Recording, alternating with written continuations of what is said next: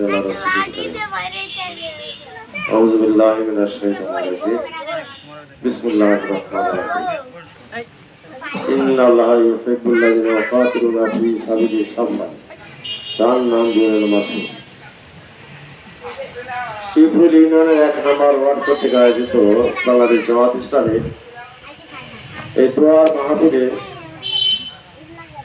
সম্মানিত সভাপতি উপস্থিত নির্বিশেষে রাজশাহী বিভাগে মজলিসুল মুফাসসিরিনের সেক্রেটারি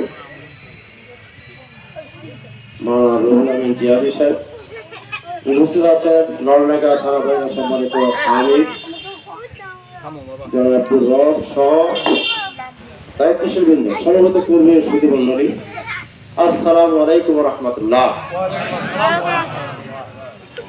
আপনারা কেমন আছেন? আলহামদুলিল্লাহ আলহামদুলিল্লাহ। আল্লাহ শুকরিয়া আদায় করতে হয়। এই যে খোলা মাঠে বসার সুযোগ আল্লাহ দিয়েছে, আল্লাহর শুকরিয়া আলহামদুলিল্লাহ। মানুষের কথা বলার অধিকার হরণ করা হয়েছিল, মানুষের ভোটাধিকার হরণ করা হয়েছিল, বাক স্বাধীনতা হরণ করা হয়েছিল, মানুষের নিরাপত্তা বিঘ্নিত হয়েছিল, জেল জুলুম মামলা মোকদ্দমা আয়না ঘরে পর্যন্ত নির্যাতন, গোটা বিশ্বে এত নির্যাতনের এত হাতিয়ার কোন সরকার প্রয়োগ করছে বলে জানা যাচ্ছে না। আস্তে আস্তে সব বের হচ্ছে। এইরকম একটা জুলুম নির্যাতনের মধ্যে সবচেয়ে বেশি জুলুম করা হয়েছে জামাত ইসলামের উপর, ঠিক কিনা? অথচ এই দেশের আপামর জনসাধারণ সাক্ষী, জামাত ইসলামী হচ্ছে এই দেশে এমন একটা ইসলামী দল যে দল চরিত্রবান লোক তৈরি করে, যে দলের লোকজন মানুষের সম্পদ লুট করে খাওয়ার জন্য রাজনীতি করে না। এই দলের লোকজন মানুষের খেদমত করার জন্য, মানুষের কল্যাণ করার জন্য এই দেশে একটা ইনসাফ ভিত্তিক সমাজ, তাদের ইসলামী সমাজ কায়েম করতে চায়, ঠিক কিনা? যে দলের বড় বড় আলেম, যাদের চরিত্র বিশ্বে সমাদৃত, মাওলানা মতিউর রহমান নিজামী, গোটা বিশ্বে যত আলেমের তালিকা তার মধ্যে 43 নম্বর সিরিয়াল আছে মাওলানা মতিউর রহমান নিজামী। মাওলানা দিলওয়ার হোসেন সাইদি সাহেব, যাকে কাবা ঘরের মধ্যে ঢোকার অনুমতি দেওয়া হয়েছে, বাংলাদেশ আর কাউকে এরকম সুযোগ দেওয়া হয়নি। জামাত ইসলামের অন্যান্য নেতৃবৃন্দ যারা জীবনভর এই দেশের কল্যাণে, মানুষের কল্যাণে কাজ করেছে, আপনারা লক্ষ্য করছেন বর্তমানেও জামাত ইসলামী শত নির্যাতনের মধ্যেও জামাত ইসলামী মানুষের পাশে আছে, ঠিক কিনা? জামাত ইসলামীর নেতাদেরকে মিথ্যা মামলা দিয়ে অন্যায়ভাবে জুডিশিয়াল কিলিং করা হয়েছে, হত্যা করা হয়েছে, ঠিক কিনা?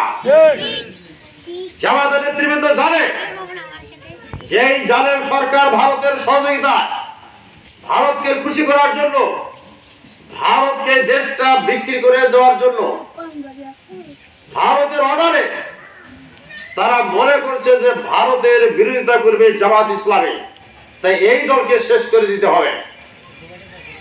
অন্যভাবে জামাতের নেতৃবৃন্দকে গ্রেফতার করছে, মামলা নামে প্রহসন করছে, কিন্তু জামাত ইসলামের একজন নেতা বাংলাদেশ ছেড়ে কোন দেশে পালিয়ে যায় না, ঠিক কিনা? আজ তোমরা কোথায় যাচ্ছ? এই দেশকে যদি ভালোবেসে থাকো, কে কিভাবে যে কোন দিক দিয়ে দৌড় দিচ্ছে, আসল দেশে চলে যাচ্ছে, সব নিজের দেশে। এই দেশে বসে তোমরা দালালি করেছো, এই দেশে বসে ভারতে 26,000 না 26 লক্ষ ভারতে আমাদের দেশে যুবক ছেলে আছে। তারপরে কেন 80,000 পুলিশ ভারতে পুলিশ জনগণের প্রশ্ন জবাব না ভারতে গেল?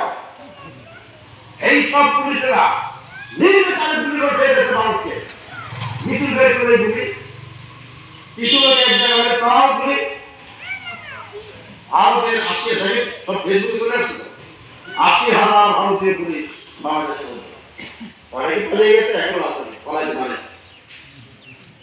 প্রিয় ভাই সব জামাত ইসলামী দেশকে ভালোবাসে জামাত ইসলামীকে বানানো হচ্ছে দেশের রাজাকার স্বাধীনতা বিরোধী শত্রু ইত্যাদি ঠিক না জামাত ইসলামী দেশকে ভালোবাসে দেশকে জামাত ইসলামের মধ্যে আছে জামাত ইসলামের মধ্যে এই দেশে জন্মেছে এই দেশে জন্মে অন্য কোনো বাপের কাছে যাবে না ঠিক না তোমরা যদি দেশকে ভালোবাসো পালিয়ে যাচ্ছ কোথায় কোথায় পালিয়ে যাচ্ছ সাইদ সাহেব যথার্থ বলেছে তোমরা আজকে এই দেশের মুসলমানদেরকে গালিগালাজ করো এই সব বলবান এই হুজুরের রাজাকার এরা তো জঙ্গি বলে না